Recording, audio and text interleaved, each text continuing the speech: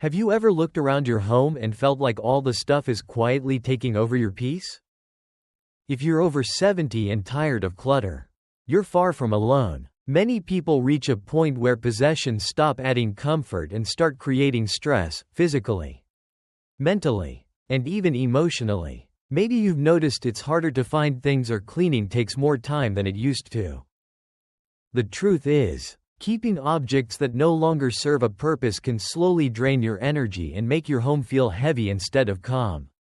In today's video, we'll talk about 5 specific things that simply don't belong in a home where peace and simplicity matter more than accumulation.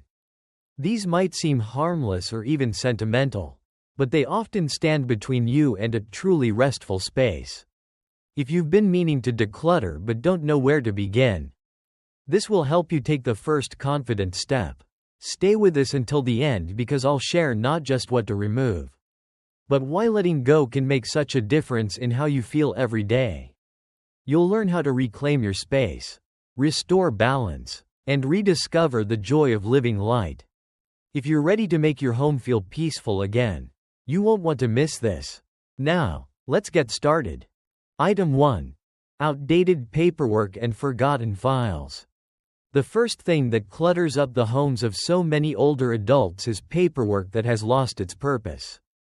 Bills from years ago, expired warranties, medical forms you do not need anymore, and stacks of old tax documents can quietly pile up in drawers, closets, and even under beds. Many folks keep these papers because they worry they might need them someday, or they simply do not know what is safe to toss and what is important to keep.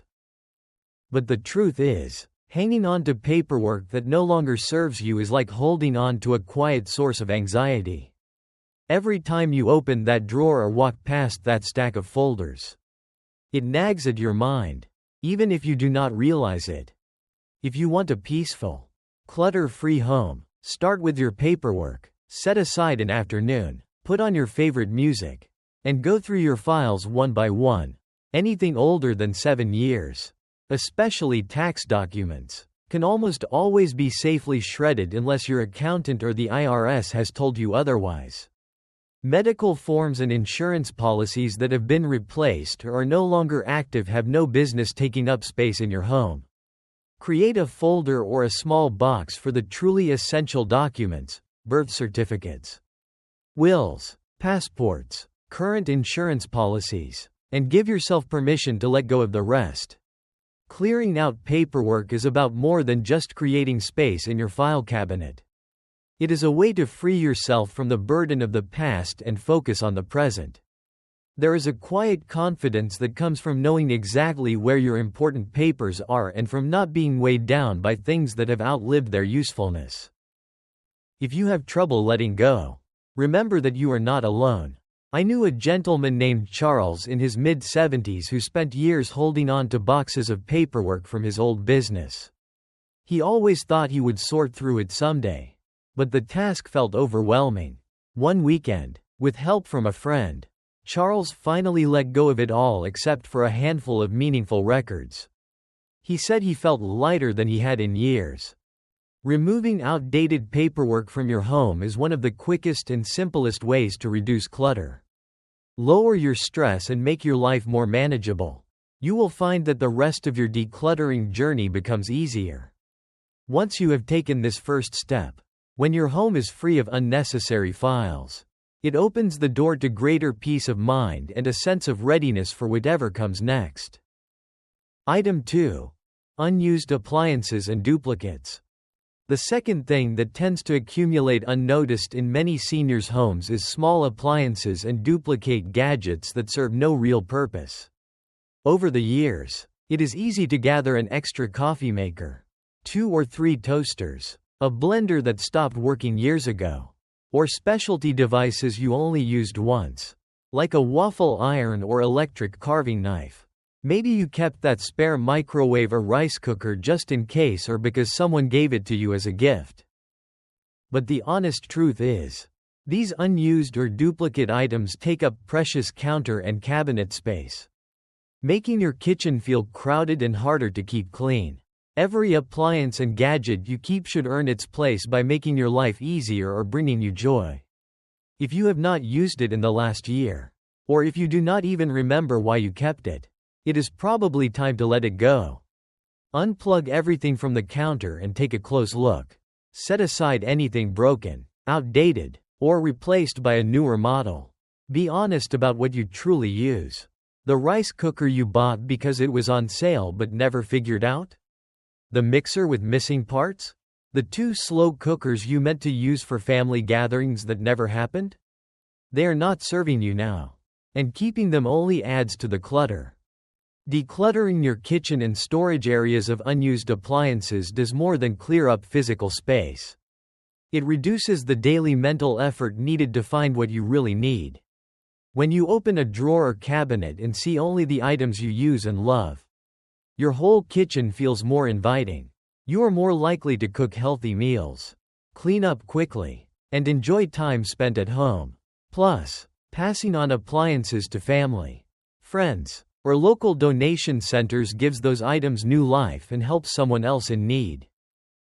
I remember a woman named Marjorie in her early 80s who had a cupboard filled with old blenders and food processors, each missing a different part. When her daughter visited and asked about them, Marjorie realized she could not even remember when she last used most of them. They spent a Saturday sorting out what worked, what did not, and what could be donated. By the end of the afternoon, the kitchen felt bigger, brighter, and much easier to move around in. Marjorie found herself smiling each time she walked in to make her morning coffee, enjoying the space she had reclaimed for herself. Letting go of unused appliances is a simple act that can have a powerful impact on your daily comfort and sense of order. You deserve a kitchen that works for you, not against you. Clear out the clutter and give yourself permission to keep only what truly adds value to your days. If you're still watching this video and finding these insights valuable, please comment number 2 below to let me know you're here. And if you haven't subscribed yet, I recommend you subscribe and turn on the bell so you don't miss any videos. Your support helps us continue creating good content to inform and inspire you. Now, let's move forward. Item 3. Overflowing wardrobes and unworn clothing. The third source of hidden clutter in many homes, especially for those of us over 70, is the wardrobe. Clothes closets and dresser drawers have a way of quietly accumulating more than we realize. Shirts that no longer fit, coats we have not worn in years, shoes that pinch, and accessories tucked away and forgotten. It is easy to let these items pile up, thinking we might wear them again someday, or holding on to them because of memories attached to certain occasions or stages of life. Yet, every time you open a closet crammed with clothing you no longer use, you are reminded not of abundance, but of indecision and missed opportunities. A cluttered wardrobe can quietly chip away at your confidence and energy. It makes it harder to get dressed in the morning, find what you need and feel comfortable in your own skin. If you want to enjoy a simpler, lighter life, it is time to take a gentle, honest look at your clothing collection. Start by removing everything from your closet and drawers. Set aside anything you wear often and feel good in. Look at the rest and ask yourself, does this still fit? Does it feel comfortable? Have I worn it in the last year? If the answer is no, it is time to let it go. It is not always easy to part with clothing that holds memories. A favorite dress from a grandchild's wedding, a suit you wore to work for decades, a pair of shoes from a special trip. But keeping these items boxed away, gathering dust does not honor those memories. Instead, consider taking a photo of truly meaningful pieces before passing them along. Donate what you can to local shelters, churches, or organizations that support families in need. Give away favorite hats or scarves to friends or family who will enjoy them. Having a smaller wardrobe does not mean giving up style or variety. In fact, most people discover they wear the same comfortable favorites again and again. By curating your closet to include only what you love and use, you make room for new memories and remove daily stress from your life. You will find that it is easier to keep your space tidy. to get dressed without fuss, and to feel put together every day. I knew a man named Frank, now in his early 70s, who finally tackled his overflowing wardrobe one winter. He found 3 identical sweaters he had forgotten about, pants from his work days that no longer fit, and more ties than he had worn in a decade. By giving away what he did not need and organizing the rest, Frank reclaimed space, rediscovered old favorites, and even inspired his friends to do the same. He said it was like breathing fresh air for the first time in years. Reducing your clothing to what you actually use is a powerful way to cut clutter. Boost your daily confidence, and bring calm to your home. You are not losing memories or letting go of the past. You are honoring yourself by making space for the present. The next time you look in your closet, you should see choices that make you smile, not sigh. Item 4. Unnecessary furniture and bulky decor. A fourth common culprit when it comes to clutter in the homes of older adults is too much furniture and oversized decor that no longer serves a real purpose. Over a lifetime, it is easy to collect extra chairs, old side tables, display cabinets, and decorative pieces that once fit a larger family or a different style of living. As time passes and our needs change, those big heavy items can start to make your living space feel cramped and difficult to move around in. Not only can this clutter up your rooms, but it can also create safety hazards and make it harder to clean and maintain your home. If you want to reclaim both space and peace of mind, take a slow walk through each room and notice how you feel. Is it easy to move from place to place? Do you have furniture you no longer use, like a formal dining set that only sees guests once a year? Or a large bookcase that has become more of a catch-all for odds and ends? Think about how you actually live now, not how you lived 10 or 20 years ago.